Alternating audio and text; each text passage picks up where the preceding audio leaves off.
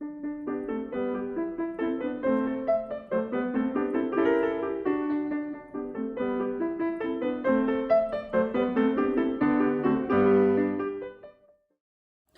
and welcome to Hanratty on Karate. So last week we discussed a little bit about biomechanics and physiology. I'd like to go a little bit deeper today, not so much on just karate, but just basic health tips and stuff like that.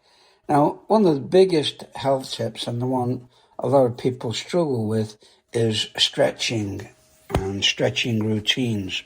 Now, we all probably do some stretching in our karate workout, and you always need to have your muscles able to go into a full range of motion or to achieve a greater range of motion in order to make your techniques more effective. I'm going to examine just what I've done over the years, and I've picked up a few tips because I'm not particularly flexible at all. I started karate in my mid-20s, 25 to be exact, and I was probably older than a few people in the class.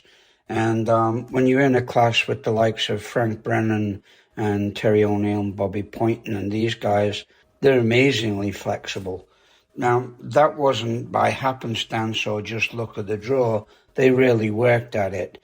Now, I've never seen anybody as flexible as Frank Brennan with the same kind of strength and muscular range of motion that he has. This is not happenstance. He really works at it. So I often try to do the same kind of exercises watching Frank, and basically his system is almost always what we call static stretching or dynamic stretching. Another word for dynamic stretching is ballistic, which you need to be quite fit to do ballistic stretching because what you're doing is you're pushing your muscles past the range that they want to go. All muscles have an ingrained sensor, if you like, and if you're stretching slowly, that sensor gets time to kick in and let you know that you're going a bit too far and you know it'll hurt you. When you're doing ballistic or dynamic stretching, that's not going to happen. You go past that sensor before it's realized that you've done it. So there is the very great reality that you can overstretch and damage the blood. So you got to watch that danger. You can damage the muscles. So the other way of stretching that we did is static stretching. Now, this is kind of like some of the yoga stretches that if you've ever done yoga or involved in it, they tend to hold a stretch, not at the limit, but they hold a stretch. And so you can start to feel it build up and build up and build up over the length of time that you're holding this stretch. It's a good way of stretching. It will increase your flexibility. It's usually not fast enough for martial artists. They want to get on with it and get in there and get going. However, just a few words of warning for you. Never stretch cold. We always have a warm-up sequence that I try to follow, and I try to keep it the same way.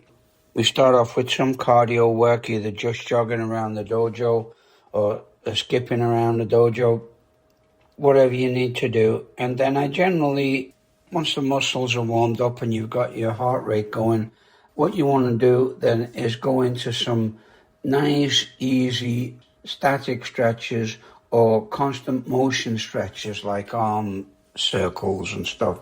And same with neck circles or just up and down on the neck where you're just basically repeating the motion that you would do every day, but maybe just take it a little bit further.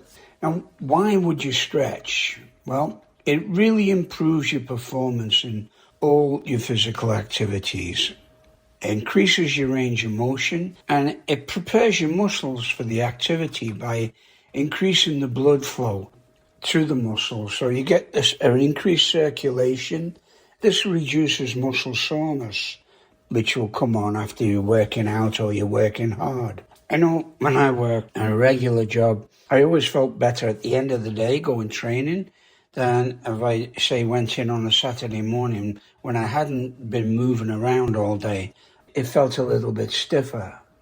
So get yourself a regular stretching technique, and this will help you. The other thing that will really help, and which I was trying to stress last week's podcast, was posture. This will help your posture. And if you work on your core, you're going to do yourself wonders by getting rid of your back problems as you get older, which become very real. It also reduces stress from your body. If you're stressed, you probably got tight muscles, whether you realize it or not. It's just an emotional thing. You're worried about something, you don't realize you might be clenching your jaw, your shoulders might be tight or something like that. But once you start stretching, you're going to relax that, and you're going to also get rid of the stress. It's going to go out there with the stretching, all right? It will increase your focus, your mindfulness on what you're going to be doing. And meditation can also give you a little bit of break with that. But you're going to find you probably have a lot less stress headaches and tension headaches if you get into a regular stretching activity. Now, I've mentioned static and dynamic stretching, but the most important one, and one I introduced into my club many, many years ago, at least 23 years ago, was called PNF stretching. Now, this started off with partner stretching, and I'm sure all of you who do karate classes are familiar with partner stretching. You probably hate it. Some guy grabs your leg and tries to stick it up over your head, stuff like that. Of course, this isn't how you should be doing it. You have PNF, what they call PNF stretching. Now, you can look up the meaning yourself, but it stands for proprioceptor neuromuscular facilitation, which is a big, long word. Basically, what you're doing is you're working one group of muscles against another. And you can call it relax and hold position, or hold and relax position, which is one method of PNF. Or you can do hold, relax, contract, which is another method. If you're doing them yourself, basically say you want to touch your toes to lengthen your hamstrings, right? Well, you're going to lock your knees and reach down and hold the furthest position you can. Now, if you contract all your muscles in that hold position, right, and hold it no more than 6 seconds is recommended, and then relax again and reach down, you're probably going to go a little bit further. Now, if you keep doing this, you're going to find the benefits. So that's just doing it on your own, and that's just for one simple muscle group, which we all suffer with, the hamstrings. Now, you can do it with lots of muscle groups, particularly shoulder rotation and stuff like that. Put an arm against the wall, push on it to the limit where your arm is back, and hold it, kind of relax it, and then push it a little bit further. Okay, so let's hold, contract, and relax. And if you're doing it with a partner, what I've found gets the best benefits, and a lot of the students will say this, and you can do it in different positions, but I'll just go for the hamstring and glutes. If your partner holds you, say, at the middle level with your foot outstretched like you would do in a front kick, and then you push down as hard as you can, right? Then relax. After your 6 seconds, relax. Let your partner take it up a little bit higher. Push down again as hard as you can. 6 seconds. Relax. Take it up higher, okay? Now, at any point, you can try taking it up a little bit further yourself. It's up to you. But always give that resistance and then relax. And when you give the resistance, don't have them really pushing against it, for starters. After a while, they can push against it, which will help your contraction a lot more. And there's all sorts of kinesthetic factors involved here, and medical factors, and going past muscle sensors and nerves and all the rest of it involved. But basically, it's a good way of stretching and increasing your range of motion, getting the blood flow and all that good stuff going. But work on it and see what you think. There was a lot of studies done on PNF stretching with lots and lots of athletes, and in different sports and different usages. Now, they also use a lot of it now in recovery techniques in physiotherapy. And so it's really effective in different ways. It's not effective in every way and in every case, but it is effective in a lot of ways, and it's worth trying if you don't use it. Now, one of the when I first started, we trained in a different way, and people didn't really have a great knowledge of it. They just did what was happening. One of the first injuries I ever got was I was in a front stance, and some instructor, I'm not going to mention his name, decided that my back leg wasn't strong enough and decided to jump on it, just about broke my bloody ankle. But this is not a good way to do it. And if you're not used to stretching, and if you try to stretch cold, do not do ballistic stretching, because you've gone past where your muscle wants to go before your muscle has realized it, and you're going to do more damages.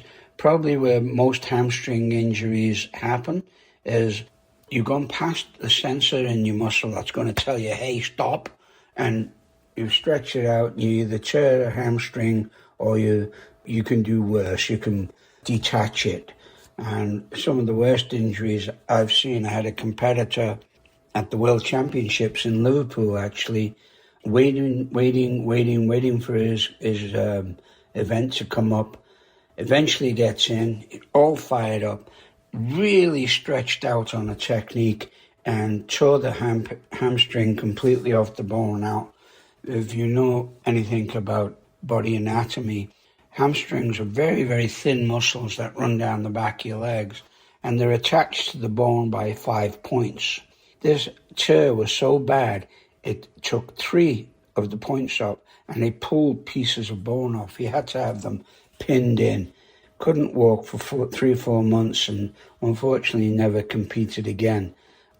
But that's how bad you can injure yourself when you're cold and you don't warm up properly, and maybe the adrenaline's got a hold of you and you think you're capable of all sorts. You probably are in a normal dojo after you've warmed up and you've gone through your stretching routine and your warm-up exercises. Yeah, you could probably do the kick he was trying to do, but unfortunately he wasn't as warm and he wasn't as flexible as he thought he was, and did himself a major injury. Now, the other thing I want to just mention is just about every karate class seminar that I've ever been to, they don't really stress stretching on warming down. And this is absolutely the best time to stretch, is when you warm. So when you've finished your class, maybe take 3-4 minutes for yourself. You don't need a lot more than that, but take 3-4-5 minutes for yourself and do your own stretches. Now you can do PNF, you can do a static stretch or a dynamic stretch where you go through the movements that you want your body to go through. Be careful with the ballistic stretching, but if you're going to do it, that's probably the best time to do it, is when your muscles are absolutely warm and you're feeling most fluid. So I would really have a look at that. And take a time to have a look at some stretching techniques. Yoga's a great way to stretch, and basically that's what it's for. And a lot of people like the mindfulness that yoga brings. You're just holding a position. Any thoughts that come into your head, you just let them fly off. Imagine the butterflies and they're just flying away. So you keep all the nasty thoughts out of your head. In a karate class, it's not really necessary, because any thoughts enter your head that are going to take away from what you're doing, you're likely to get smacked in the mouth. And so the concentration level is always there, particularly with partner training. And is one of the reasons I love karate. It's like taking your mind into the dry cleaners and get everything out of it, and then you come out. You can look at the whole world with a different point of view. If you do a good stretching exercise, you're going to find that this helps you as well, because it'll take the tension out of your body, which is going to affect your mind. Hopefully it'll take the tension out of your mind. So really have a good look at a good stretching routine. It doesn't have to be major dynamic, but what you're looking for is increasing your range of motion, getting your blood flowing, and basically getting as much out of your muscles and your body as you can. It'll improve your posture, it'll improve your health. Okay, so have a good day, and as usual, if you got any tips or comments or questions, let me know. Take care.